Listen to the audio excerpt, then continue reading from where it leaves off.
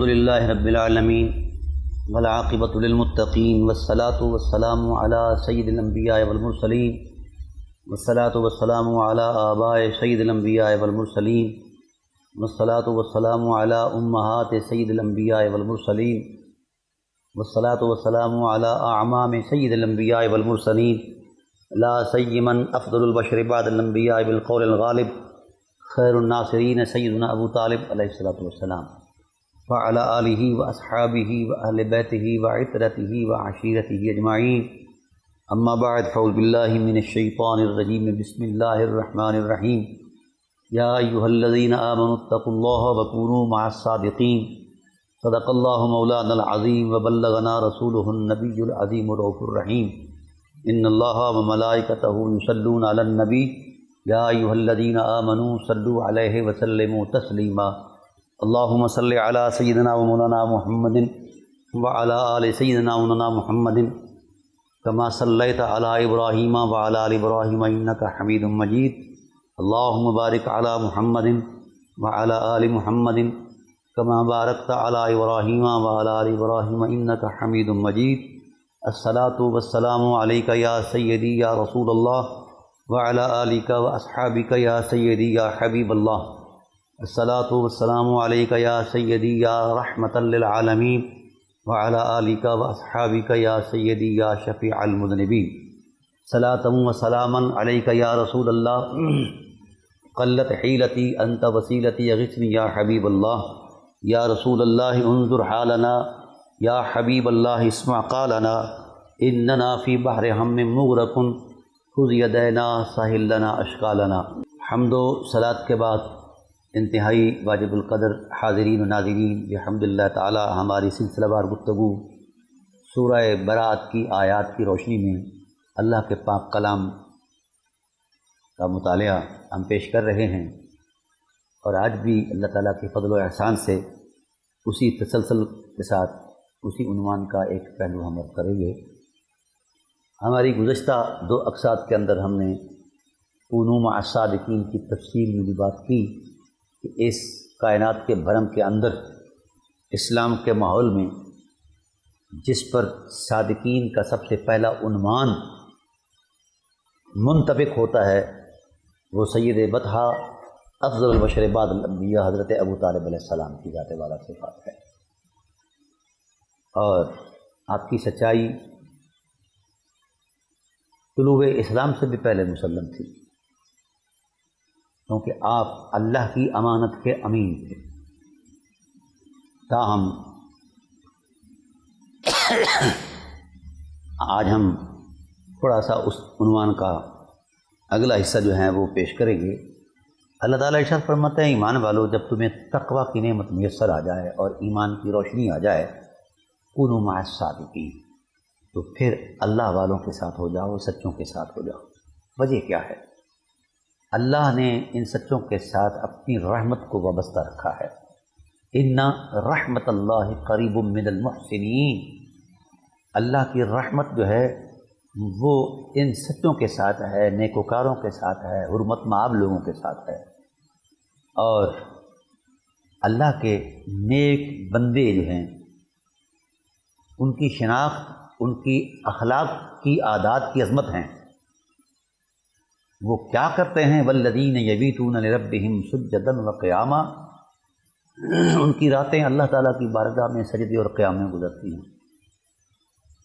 والذین یقولون ربنا اصرف عنا عذاب جہنم ان عذابها کان غراما، وہ ہمہ وقت اللہ سے ڈرتے رہتے ہیں، اور ان کی زندگی کا کوئی احساس ایسا نہیں ہوتا جو اللہ کی مرضی سے ہٹ کر گزرے۔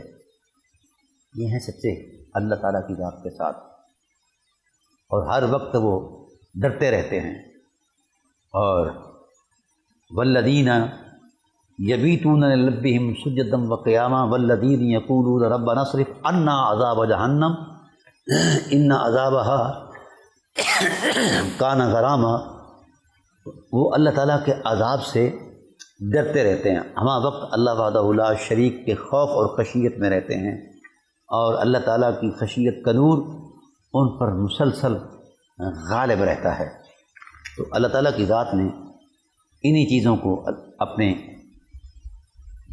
مقدس کلام کے اندر بیان فرمایا والذین اذا انفقوا لم یسرفوا ولم یقتروا وکان بین ذلک قواما۔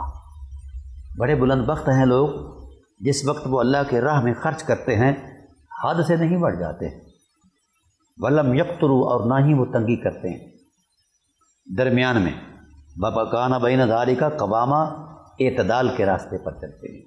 یہ اللہ نے اپنے بندوں کی صفت کو بیان فرمایا، حرمت کو بیان فرمایا۔ پھر فرمایا والذین لا یدعون مع اللہ الہا آخر، ان کی یہ شان ہے کہ وہ اللہ کے علاوہ کسی اور کو الہ نہیں مانتے، ان کی وجود ریزہ ریزہ ہو جائیں تو بھی ان کے خون کے قطروں سے یہی آہیں محسوس ہوتی ہیں کہ اللہ وحدہ لا شریک ہے۔ حضرت بلال رضی اللہ تعالی عنہ کو انگاروں پر لٹایا جاتا ہے اور اوپر پتھروں کے پاٹ رکھ دیے جاتے ہیں، اوپر امیہ بن خلف چڑھ کر بیٹھ جاتا ہے، کوڑے مارتا ہے، جسم پگھلتا ہے، جلتا ہے، سڑتا ہے، درد کی شدت بے قرار کر دیتی ہے، مگر آہ عشق بلال تیری حرمت کو سلام، پھر بھی زبان سے نکلتا ہے اللہ واحد ہے، اللہ واحد ہے، اللہ واحد ہے۔ یہ ہے وہ عظمت وفا جو خدائے ذوالجلال نے اپنے بندوں سے بیان فرمائی، اپنے بندوں کی حرمت میں۔ لم یسرفوا ولم یقتروا وکان بین ذلک قواما، وہ اعتدال پسند ہیں۔ والذین لا یدعون مع اللہ الہا آخر، وہ کسی اور کو الہ نہیں مانتے۔ اللہ اکبر۔ ولا یقتلون النفس التی حرم اللہ الا بالحق، اور پھر وہ زیادتی بھی نہیں کرتے، کسی کی جان نہیں لیتے۔ یہ اللہ کے بندوں کی نشانیاں ہیں۔ ولا یزنون، وہ بے حیائی کے کاموں سے بھی بچتے رہتے ہیں، زنا اور بدکاری سے بھی بچتے رہتے ہیں۔ اللہ اکبر۔ اور ومن یلقى ذلک ومن یفعل ذلک یلقى اثاما، اللہ اکبر۔ لوگوں جو ان بدیوں میں گر جائے گا یضاعف له العذاب، اس کے لیے دگنا عذاب ہے، بڑھایا جائے گا عذاب، ویخلد فیہ مہانا، اس کی ذلت کو اور بڑھا دیا جائے گا۔ ہاں الا من تاب وآمن وعمل عملا صالحا، ہاں وہ بلند وقت لوگ جو لوٹ آئے اللہ کی رحمت میں، اللہ کے دربار میں، اللہ کے حضور، توبہ اور رجوع کر کے آ گئے اور اللہ پر پھر سے کامل یقین کر لیا اور پھر نیکیاں شروع کر دیں، عملا صالحا، اچھے کام شروع کر دیے، تو پھر اللہ تعالیٰ ان کی اس رجوع کی عظمت میں یہ انہیں شان دیتا ہے فَأُولَٰئِكَ يُبَدِّلُ اللَّهُ سَيِّئَاتِهِمْ حَسَنَاتٍ، اللہ ان کی بدیوں کو بھی نیکی بنا دیتا ہے۔ وَكَانَ اللَّهُ غَفُورًا رَحِيمًا، اللہ تعالیٰ کی شان ہی مہربانی کرنا ہے اور رحمت کرنا ہے۔ وَمَن تَابَ وَعَمِلَ صَالِحًا فَإِنَّهُ يَتُوبُ إِلَى اللَّهِ مَتَابًا، اور جو توبہ کرے اور پھر نیک کام کرے تو وہ اللہ کی طرف سے رجوع لایا جیسے اس کو لانی چاہیے تھی، اس نے اللہ کا حق ادا کر دیا۔ والذین لا یشہدون الزور، اور ان عظمت والے بندوں میں یہ بھی لوگ ہیں جو جھوٹی گواہی نہیں دیتے۔ ناظرین کرام، یہاں میں روکوں گا۔ جھوٹی گواہی اور سچی بھی گواہی، اس گواہی پر پوری کائنات کا نظم جو ہے وہ برقرار ہے۔ اگر کائنات کو برباد کرنا ہے، نظم زندگی کو تہ و بالا کرنا ہے، تو پھر جھوٹی گواہیاں دینا شروع کر دیں، اور اگر نظم کائنات کو برقرار رکھنا ہے، انسانی معاشرت کو مستحکم رکھنا ہے، تو پھر سچی گواہی کو کبھی نہیں چھپانا، خواہ وہ اپنی ذات پر کیوں نہ آتی ہے۔ والذین، اللہ اکبر، لا یشہدون الزور، وہ جھوٹی گواہی نہیں دیتے۔ وَإِذَا مَرُّوا بِاللَّغْوِ مَرُّوا كِرَامًا، جب کسی لغو بات کا سامنا کرتے ہیں، بیہودہ باتوں کے سامنے وہ گزرتے ہیں تو بڑی تکریم سے گزر جاتے ہیں، پرواہ نہیں کرتے، اور یعنی وہ بیہودگی نہیں کرتے، نہ اس میں شریک ہوتے ہیں۔ وَالَّذِينَ إِذَا ذُكِّرُوا بِآيَاتِ رَبِّهِمْ، اور ان کی یہ شان ہے وہ اللہ کے پیار میں اتنے سرشار ہوتے ہیں کہ ان کے وجود کے اندر لطافت کا نور پیدا ہو جاتا ہے، اور جب بھی ان کے سامنے ان کے محبوب حقیقی کا تذکرہ کی جاتا ہے، اللہ تعالیٰ کی آیات ان کے سامنے انہیں یاد دلائی جاتی ہیں، تو لم یخروا علیہا، تو پھر اس پر وہ گر نہیں پڑتے بہرے اور اندھے ہو کر، نہ بلکہ وہ حسن سمدیت کا مشاہدہ کرتے ہیں اور اس میں وہ کھو جاتے ہیں، وہ اللہ کے ہو جاتے ہیں، اللہ ان کا ہو جاتا ہے۔ لم یخروا علیہا، ایسے نہیں گر پڑتے اندھے اور بہرے ہو کر، نہیں، وہ چشم تمنا سے بےتاب نگاہوں سے اپنے خالق کے حقیقی کی حسن کا تماشا کرتے ہیں۔ والذین یقولون ربنا ھب لنا من ازواجنا وذریاتنا، پھر وہ اللہ سے دعا کرتے ہیں کہ پروردگار عالم، اے ہمارے رب، ہماری بیویوں سے اور ہماری اولادوں سے ہماری آنکھوں کو ٹھنڈا کر دے، یا اللہ ان کو بھی نیکی کی توفیق عطا فرما۔ وجعلنا للمتقین اماما، اللہ تعالیٰ ارشاد فرماتے ہیں ہمیں پرہیزگاروں کا پیشوا بنا، وہ کہتے ہیں اے اللہ ہمارے اندر وہ کمالات اخلاق پیدا کر دے، وہ کمالات علم پیدا کر دے، وہ کمالات اخلاص پیدا کر دے، وہ کمالات حرمت پیدا کر دے کہ ہم متقین کے امام بن جائیں۔ یہ اللہ تعالیٰ کے ان بندوں کی عظمت ہے جو اللہ تعالیٰ اپنی الوہی زبان سے اپنی شایان شان بیان کر رہا ہے۔ اللہ تعالیٰ فرماتے ہیں اولئک یجزون الغرفۃ بما صبروا، پھر اللہ تعالیٰ ان کو اعلیٰ مقام پر بالا خانے میں بٹھائے گا اور ان کو بدلہ دیا جائے گا جس عمل میں وہ صبر کیا کرتے تھے۔ وَيُلَقَّوْنَ فِيهَا تَحِيَّةً وَسَلَامًا، جب وہ اللہ کے حضور عظمت میں آئیں گے تو اللہ خود خدا ہو کر انہیں بڑھ کر سلام فرمائے گا، ان کی پیشوائی ہوگی۔ خالدین فیہا، وہ ہمیشہ اللہ کی سلامتیوں کے نور میں رہیں گے۔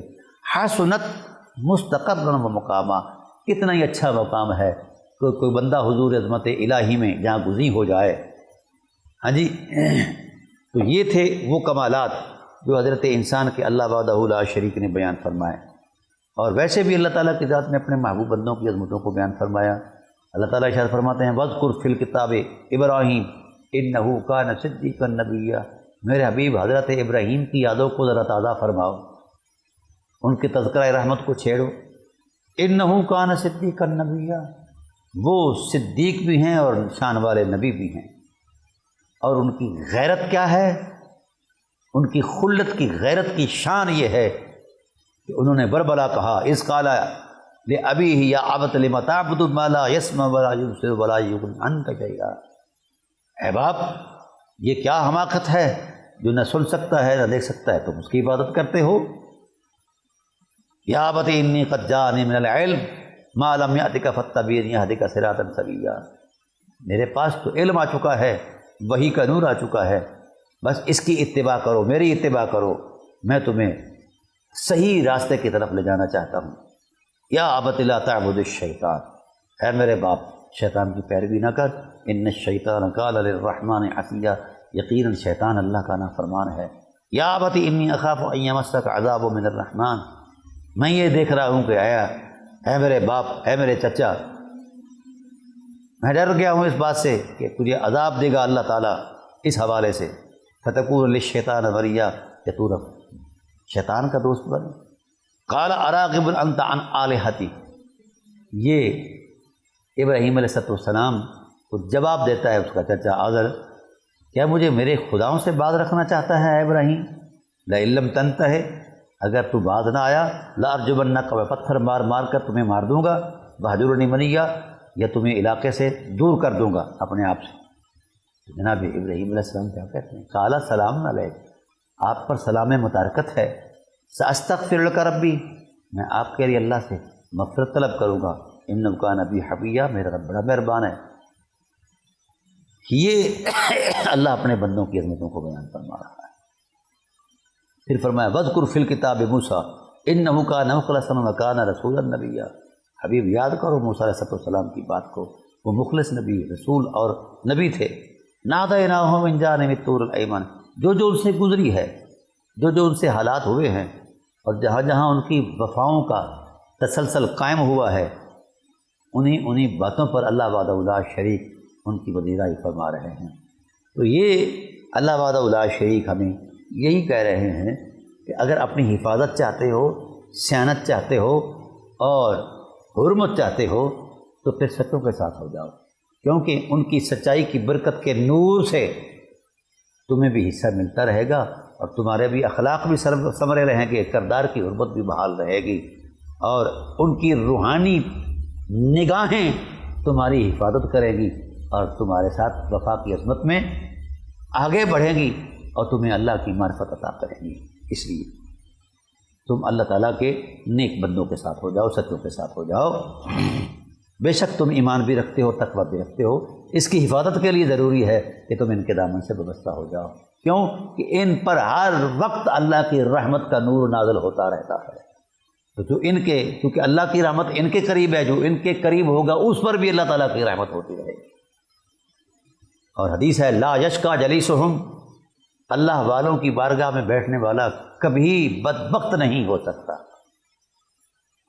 کیونکہ اللہ والے جو ہیں، اللہ سے پیار کرنے والے جو ہیں، وہ اللہ ہی کی عظمت کی بات کرتے ہیں، اور اللہ کی عظمت کی بات کرنے سے مٹی کے خمیر کے اندر بھی نور پیدا ہو جایا کرتا ہے۔ پھر فرمایا ما کان لأہل المدینہ، ہم ذرا اپنے مضمون کو آگے تکمیل تک لے جانا چاہتے ہیں، چونکہ رمضان المبارک کے آخری ایام ہیں، تو ہم اس سورہ مقدسہ کے اختتام کی طرف بھی ہم نے جانا ہے۔ اللہ تعالیٰ ارشاد فرماتے ہیں کہ مدینہ والوں اور ان کے گرد جو دیہات والے تھے ان کے لیے یہ اچھی بات نہیں تھی ان یتخلفوا عن رسول اللہ، کہ وہ رسول سے پیچھے بیٹھ رہے ہیں، تبوک پر نہ جائیں۔ پہلے ایک ساری کہانی میں آپ کو سنا چکا ہوں۔ ولا یرغبوا بانفسہم، اور نہ یہ کہ اپنی جان کو رسول کی جان سے پیاری سمجھیں۔ رسول دو عالم صلی اللہ علیہ وآلہ وسلم جو گیا ہے تبوک پر، تو وہ کیا کرنے گیا ہے؟ وہ اللہ کے دین کی عظمت کے لیے گیا ہے، اعلاء کلمۃ الحق کی حرمت میں اپنا کردار دینے کے لیے گیا ہے۔ جب وہ پرواہ نہیں کرتا اپنی جان کی، تو تم اپنی جانوں کی پرواہ کر رہے، تمہارے لیے یہ بات اچھی نہیں ہے۔ ذالک بانہم لا یصیبہم، یہ اس لیے کہ انہیں جو پیاس یا تکلیف یا بھوک اللہ کی راہ میں پہنچتی ہے، ولا یطعون موطئا، جہاں جہاں یہ گزرتے ہیں، قدم رکھتے ہیں، اور جب اللہ کے بندے اللہ کے دین کی حمایت میں چلتے ہیں، یغیظ الکفار، کفار کا غضب بڑھ جاتا ہے کہ اللہ کی زمین پر اب اللہ کا نظام ہی آ رہا ہے، ہماری منمانی نہیں چلیں گے، وہ غصے سے بھر جاتے ہیں۔ ولا ینالون من عدو نیلا، اور جو کچھ بھی تمہیں، جو کچھ کسی دشمن کا بگاڑتے ہیں، اس سب کچھ کے بدلے میں اللہ تعالیٰ ارشاد فرماتے ہیں کہ تم راہ حق میں چلتے ہوئے جہاں جس وادی سے گزرو، جس گھاٹی سے گزرو، جس عمل سے گزرو، اللہ ہر شے کو دیکھ رہا ہے، اور تمہاری ان نقوش قدم کی عظمتوں کو اللہ لکھ رہا ہے دست قدرت سے، اور اس عمل پر تمہیں اللہ تعالیٰ بہتر جزا عطا فرماتا ہے۔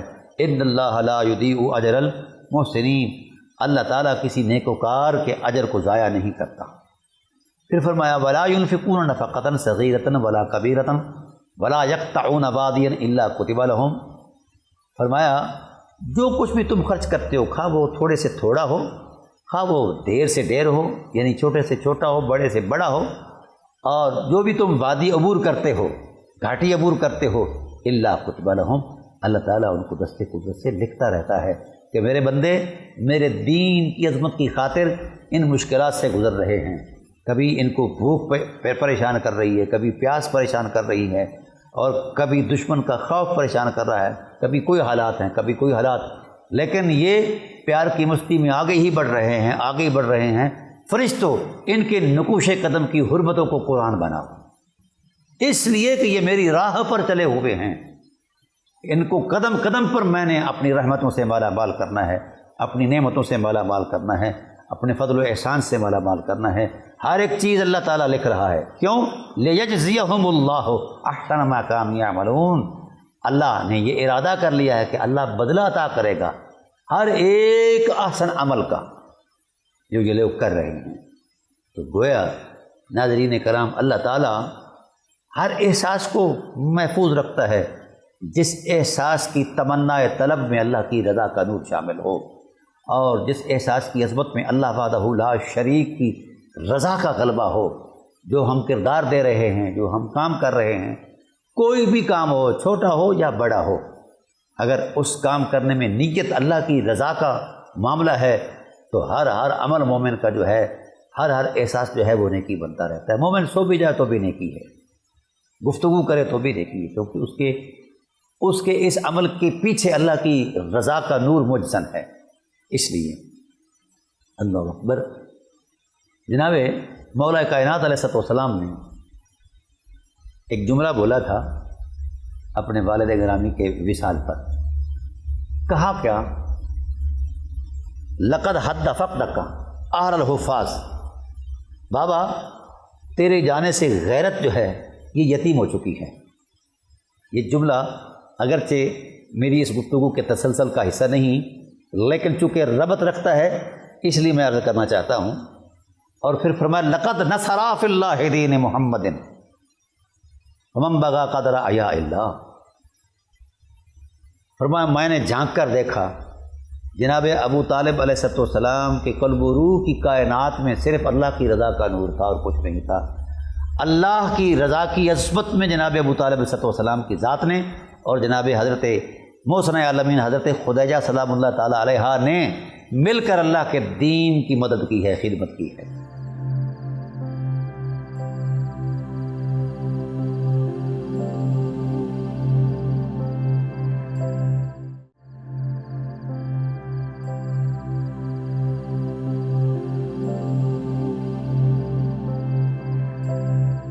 لقد نصر فی اللہ دین محمد، فرمایا میرا بابا دین کی خدمت پہ اتنا آگے بڑھ جاتا کہ کبھی کوئی رشتہ رکاوٹ بڑھنے کی کوشش کرتا، کوئی تعلق، کوئی سماجی معاملہ، کوئی معاشرتی تہذیبی اقدار رکاوٹ بنتی تو میرا بابا ان کو روند دیتا۔ کیوں؟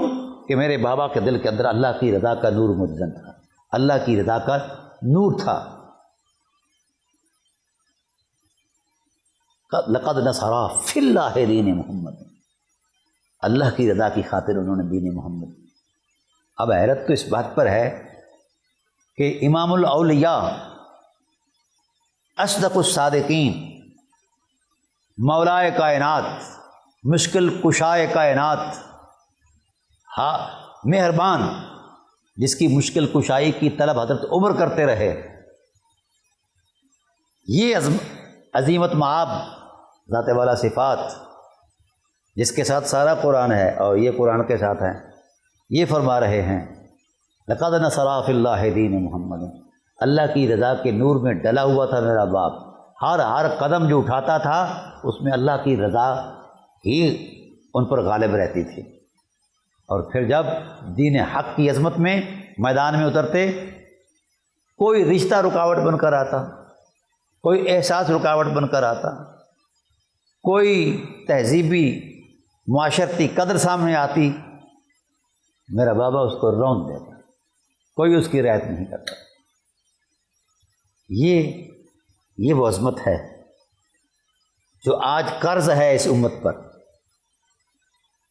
جب تک ہم اسوہ ابو طلبی میں نہیں ڈلیں گے، دین کے غلبے کی سوچ خیال رہے گی۔ وجہ یہ ہے کہ ہم وہاں سے شروع کریں جہاں سے خدا نے شروع کیا ہے، لیکن ادھر نہیں جاتے۔ خدا نے تو وہاں سے دین کی حفاظت کا تسلسل شروع کیا ہے، ہم راستے میں شروع ہو جاتے ہیں۔ برکت کیسے آئے؟ بقائے دین کی ضامن ہے حضرت ابو طالب علیہ السلام کی ذات، ان کی اسوہ پر چلیں گے تو یقیناً ہمیں عظمت ملے گی اور دین کا غلبہ یقینی ہے۔ اللہ فرماتے ہیں کہ لوگوں، جو کچھ بھی تم کردار ادا کرتے ہو، نیت میں اگر میری رضا کا نور ہے تو پھر چھوٹا عمل بھی بہت بڑا ہے، اور اگر نیت میں میری رضا کا نور نہیں ہے تو پھر بہت بڑا عمل بھی بے حیثیت ہے، اس کی کوئی حیثیت نہیں ہے۔ پھر ارشاد فرمایا وما کان المؤمنون لینفروا کافہ، شوق جہاد اتنا تھا اصحابہ کرام کے درمیان کہ وہ انتظار میں رہتے ہیں کہ اللہ کا رسول حکم دے اور ہم تلوار لے کر کود پڑے، بلکہ پیچھے تو میں بیان کرایا ہوں کہ فَمِنْهُمْ مَنْ قَضَىٰ نَحْبَهُ وَمِنْهُمْ مَنْ يَنْتَظِرُ وَمَا بَدَّلُوا تَبْدِيلًا۔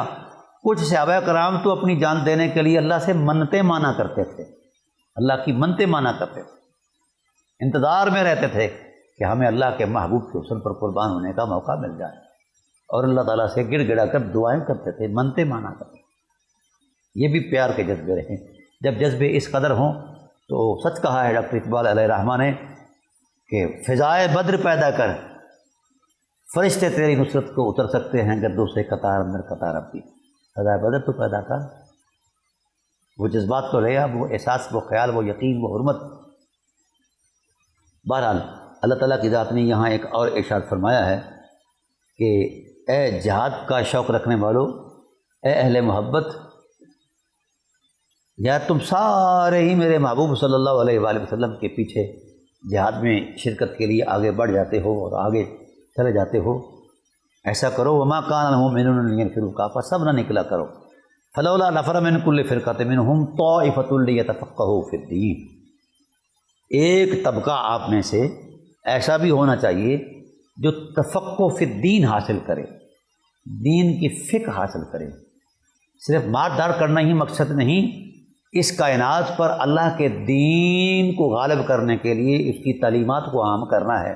لہذا ایک طبقہ جو ہے صحابہ کا، وہ صرف ڈیٹین رہے کہ انہوں نے اللہ کا دین حاصل کرنا ہے، اس میں تفقہ حاصل کرنی ہے، کمال حاصل کرنا ہے، مہارت حاصل کرنی ہے، قرآن کے اندر، حدیث کے اندر، فقہ کے اندر، اصول کے اندر، یہ چیزیں کر کے طائفۃ یتفقہوا فی الدین وَلْيُنذِرُوا قَوْمَهُمْ إِذَا رَجَعُوا إِلَيْهِمْ، اور جب وہ واپس آئے تو اپنے قوم کو دین سکھائیں، لَعَلَّهُمْ يَحْذَرُونَ، تاکہ وہ بھی بچ سکیں۔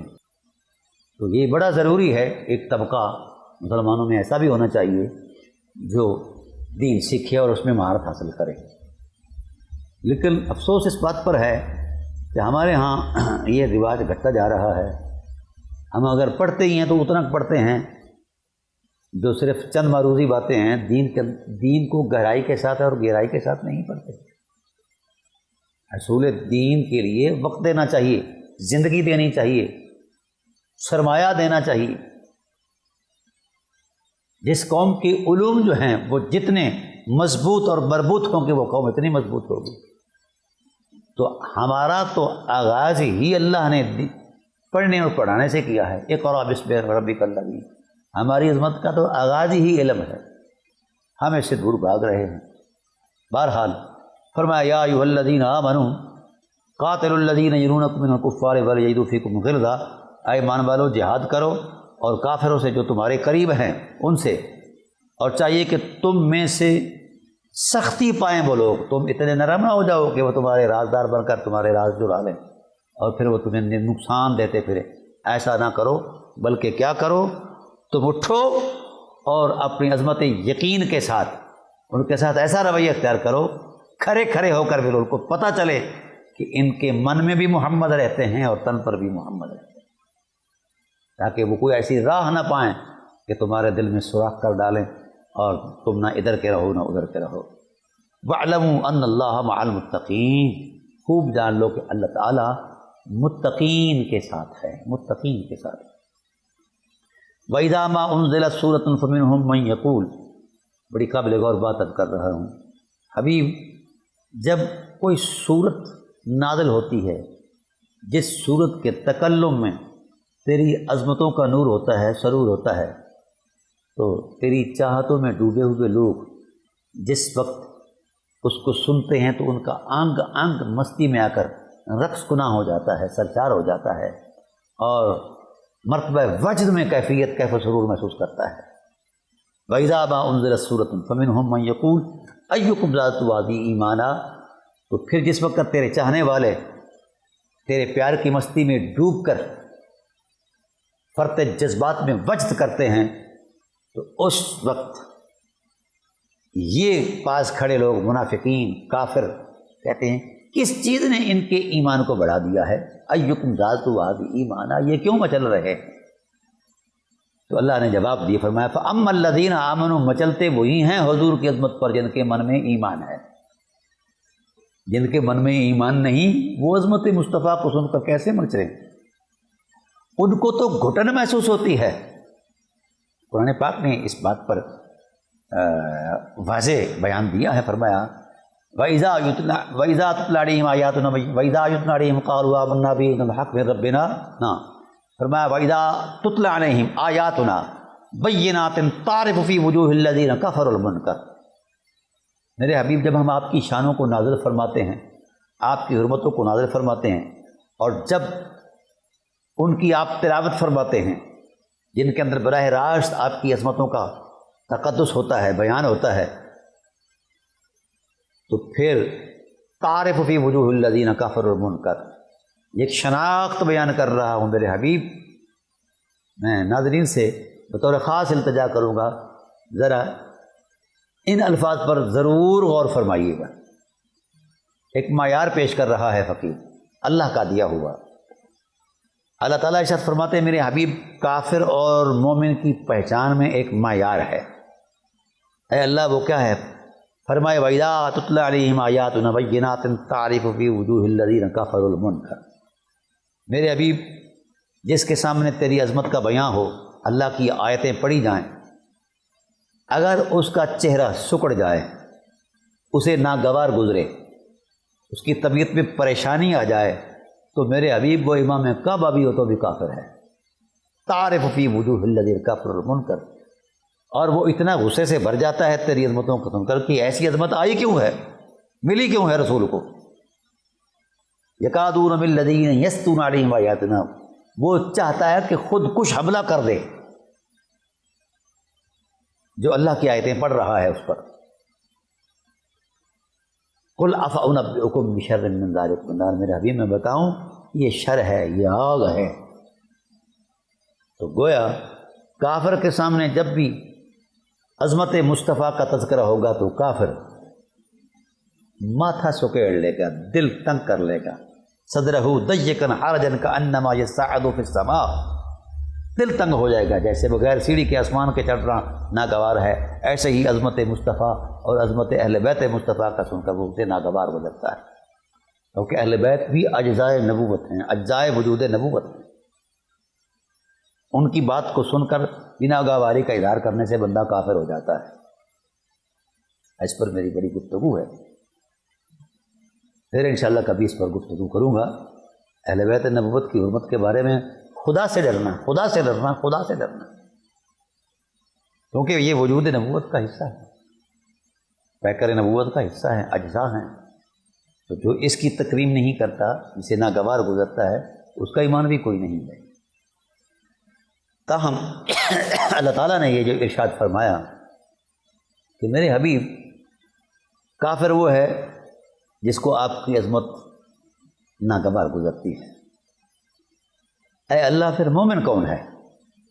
فرمایا فَأَمَّا الَّذِينَ آمَنُوا فَزَادَتْهُمْ ایمانا، مومن وہ مست الست ہے، جب بھی تیرے حسن کے تذکرے ہوتے ہیں تو وہ مستی میں آ کر رقص کنا ہو جاتا ہے، سرشار ہو جاتا ہے، وجد میں آ جاتا ہے، اس کا ایمان اس پر غالب آ جاتا ہے، اور وہ تیرے حسن کی، تیرے جلووں کی، تیری عظمت کی داد دیتے ہوئے اور تسبیح پڑھتا ہے میری، اور کبھی کبھی تیری نعت پڑھتا ہے میرے حبیب۔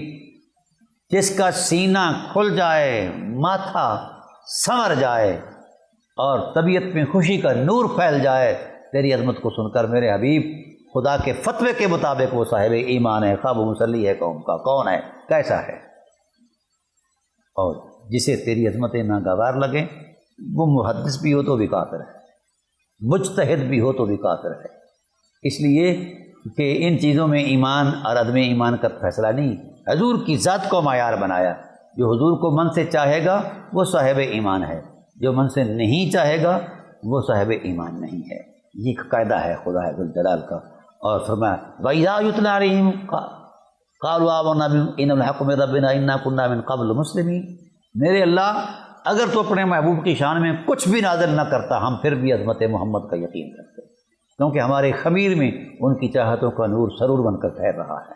اس لیے دوستان کریم آج بھی یہ معیار ہے، کوئی کیسا ہو آپ اس پر فیصلہ نہ دیں، رسول اللہ کی عظمت کو بیان کریں، اگر اس کا من ٹھر جائے، طبیعت میں نور اور سرور آ جائے تو اس سے لپٹ جائیں کیونکہ وہ صاحب ایمان ہے۔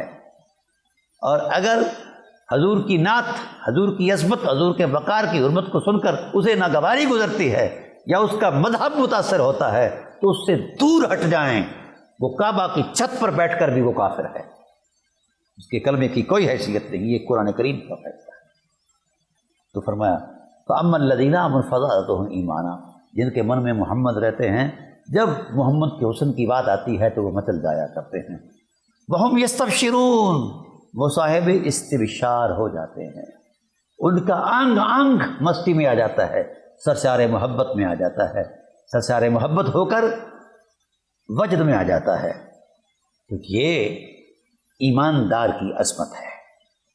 وَأَمَّا الَّذِينَ فِي قُلُوبِهِم مَرَضٌ، جن کے دل کے اندر مرض ہے میرے حبیب۔ دل کا مریض کون ہے؟ جس کے قلب و روح کی دنیا میں تیری چاہتوں کا سرور نہیں، وہ دل کا روگی ہے، وہ دل کا روگی ہے، کوئی ہے۔ فَأَمَّا الَّذِينَ آمَنُوا فَزَادَتْهُمْ رِجْسًا إِلَىٰ رِجْسِهِمْ، ہاں اس دل کے اندر بھی بڑھتی ہے مگر وہ تہ در تہ پلیدیاں بڑھتی ہیں۔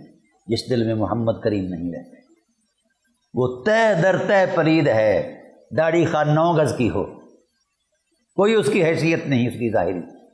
جس کے قلب و روح نہیں گرماتے رسول اللہ کی چاہتوں سے، وہ کیسا ہے؟ کافر ہے، اس کا دل پلید ہے۔ وَمَاتُوا وَهُمْ كَافِرُونَ، اگر وہ اسی غصے میں مر گیا تو وہ کافر مرے گا۔ یہ اللہ تعالیٰ کا فتویٰ ہے۔ أَوَلَا يَرَوْنَ أَنَّهُمْ يُفْتَنُونَ فِي كُلِّ عَامٍ مَرَّةً أَوْ مَرَّتَيْنِ ثُمَّ لَا يَتُوبُونَ إِلَى اللَّهِ وَلَا هُمْ يَذَّكَّرُونَ، فرمایا کیا انہیں نہیں سوچتا کہ ہر سال 1 یا 2 مرتبہ انہیں آزمایا جاتا ہے تکلیفیں دے کر وغیرہ، پھر نہ تو یہ توبہ کرتے ہیں اور نہ ہی مانتے ہیں نصیحت۔ وَإِذَا مَا أُنزِلَتْ سُورَةٌ نَظَرَ بَعْضُهُمْ إِلَىٰ بَعْضٍ، یہ پلید کرتے کیا ہیں میرے حبیب؟ جس وقت ہم آپ کی عظمتوں کو بیان کرتے ہیں نا تو یہ ایک دوسرے کو تیز نگاہوں سے دیکھتے ہیں کہ کہیں ایسا نہ ہو کہ ہمارے من کی پلیدی بھی کسی آیت میں بیان ہو جائے، لہذا اس سے پہلے ہم کھسک جائیں، بھاگ جائیں۔ نظر بعضهم الی بعض هل یراکم من احد، کیا تم میں سے کوئی دیکھتا نہیں ہے؟ پھر پلٹ جاتے ہیں۔ ثم انصرفوا صرف اللہ قلوبهم بأنهم قوم لا يفقهون، پھر وہ اس طرف پلٹ گئے، اس طرف دور چلے گئے کہ ان کا فہم ہی اللہ تعالیٰ کی ذات نے سلب کر لیا اور ختم کر دیا ان کے فہم کو، ان کے طرز ذوق کو ختم کر دیا۔ جسے رسول اللہ صلی اللہ علیہ وآلہ وسلم کی حرمت پسند نہیں ہے، آپ کی ذات پسند نہیں ہے، آپ کی بات پسند نہیں ہے، تو پھر وہ شکل جیسی مرضی بنا ڈالے، شکل و صورت کی کوئی حقیقت نہیں۔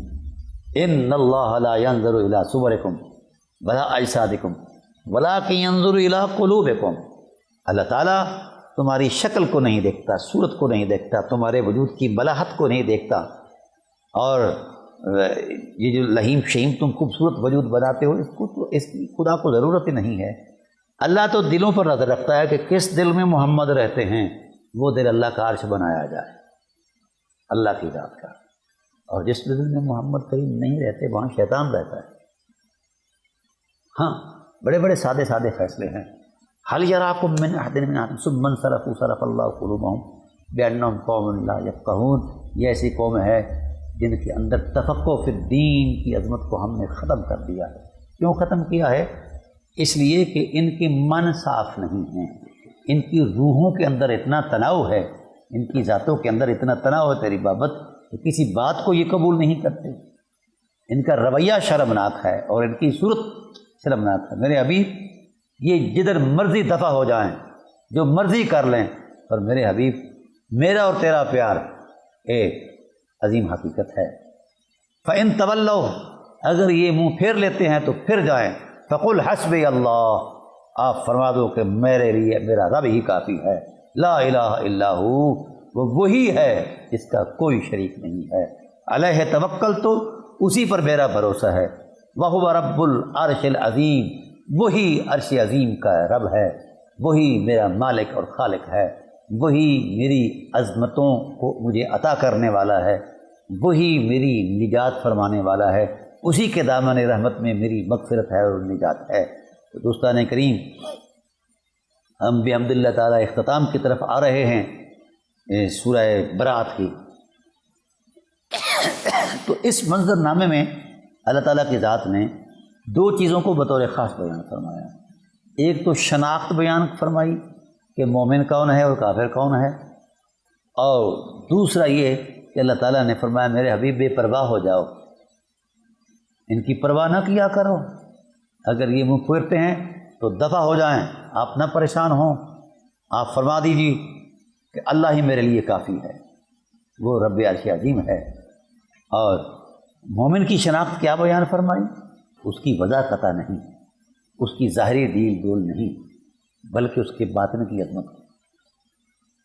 اور معیار کیا رکھا؟ معیار یہ رکھا کہ جس کے من میں خوشی آئے اس وقت جب کوئی رسالت پناہ اعظم کی عالم صلی اللہ علیہ وسلم کی عظمت کو بیان کرتا ہے تو صاحب ایمان سن کر خوش ہو جاتا ہے، اور اس کی طبیعت میں انبساط پیدا ہو جاتا ہے، فرحت اور لطف آ جاتا ہے، وہ جھوم جاتا ہے. تو جو کوئی عظمت محمد کا سن کر جھوم جائے، حبیب خدائی فیصلہ ہے، وہ صاحب ایمان ہے، صاحب عرفان ہے. اور جسے ناگوار گزرے تیری عظمتیں، تیرا پیار، تیری چاہت، تیری حرمت ناگوار گزرے، تیرا وقار ناگوار گزرے، میرے حبیب وہ شکل و صورت میں جتنا مرضی وہ ابدال بنا بیٹھا ہو، لیکن وہ خدا کی نظر میں نہ ایماندار ہے اور نہ ہی وہ انسان ہے. اس لیے اللہ تعالیٰ کی ذات نے کھلے لفظوں میں ارشاد فرمایا اولئک کالانعام بل ہم اضل، یہ تو جانوروں سے بھی بدتر ہیں. میرے حبیب اتنی حرمت کے ہوتے ہوئے، قرآن جیسی کتاب کے ہوتے ہوئے، اور رحمت للعالمین جیسے رسول کے ہوتے ہوئے، اگر ان کی نگاہیں کہیں اور بھٹکتی ہیں تو میرے حبیب ان جیسا بدبخت کوئی نہیں ہے. تو میں گزارش کروں گا کہ لوٹ آئیں ہم ان سارے مذہبی تصورات سے جو ہم نے تراشے ہوئے ہیں، قرآن کی اس سادہ عظمت کے اندر آ جائیں. اسی میں نجات ہے، اسی میں بھلائی ہے. اللہ تعالیٰ میری آپ کی حاضری کی شرط قبول سے سرفراز فرمائے. وما علینا الا البلاغ المبین.